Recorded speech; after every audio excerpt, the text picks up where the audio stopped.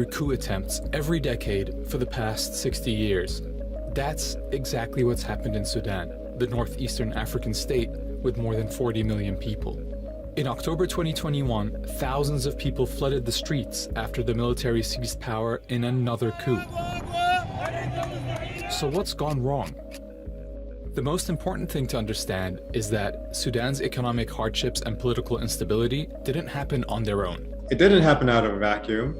You have the Sudan, it's plagued by a number of civil wars throughout the time, from its time of its independence. You will have a lack of unity. You have different superpowers that are getting involved. Yes, foreign intervention. First, it was the British Empire. The British colonized Sudan at the turn of the 20th century, sharing colonial control with Egypt, which was subordinate to Britain. British colonialists invested heavily in the north, while Egypt ruled over the south. Britain put northern leaders in positions of authority, modernized schools, and encouraged Islam, while in the south, British rulers scattered power among hundreds of tribal leaders, and Christian missionaries ran the education system. This colonial tactic of divide and rule created socio-economic tensions that played a role in Sudan's future conflicts. And it culminated with these various civil wars that occurred throughout the history of Sudan. Sudan gained independence from British colonial rule in 1956, but its troubles didn't end there.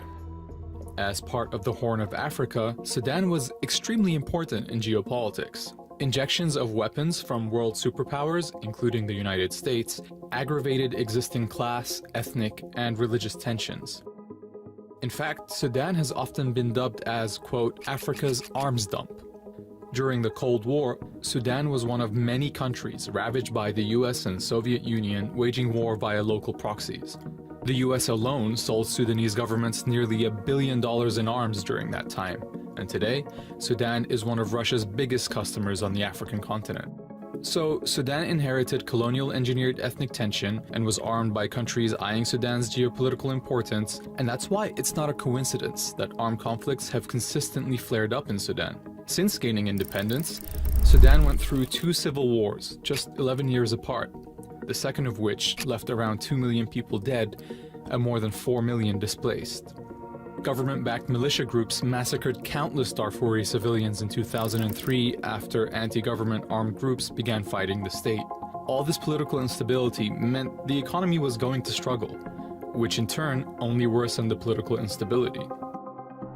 A bad foundation set by exploitative colonial practices and frequent armed conflicts was already hampering Sudan's economic development. US sanctions and the independence of South Sudan added more challenges in managing the economy. In 1997, the US placed debilitating sanctions on Sudan after labeling it as a state sponsor of terrorism. Based on false claims that a pharmaceutical factory was producing chemical weapons for Al-Qaeda, the US bombed the factory in Khartoum, Sudan's capital. The 20-year sanctions cut Sudan off from most international trade. Essential items like healthcare equipment and airplane parts became inaccessible. In 2011, after the long haul of the Second Civil War, South Sudan gained independence. The secession of South Sudan meant that Sudan lost an estimated 75% of its oil reserves and a huge chunk of its income. It's therefore no surprise that 36% of Sudan's population were thought to be living in poverty in 2014. The US did eventually lift sanctions in 2017, but in the shadow of the sanctions' long-lasting effects, life for many Sudanese people didn't improve. In 2019, the Sudanese military took control after protests swept across the country due to rising food and fuel prices. Omar al-Bashir, a military-backed ruler who stayed in power for 30 years, was overthrown. But pro-democracy groups couldn't force the military out of power. Civilian leaders and military heads were supposed to co-govern the country until 2023 to run a democratic election and transition to a completely civilian-led government. But the deteriorating economy and COVID pandemic made things even harder.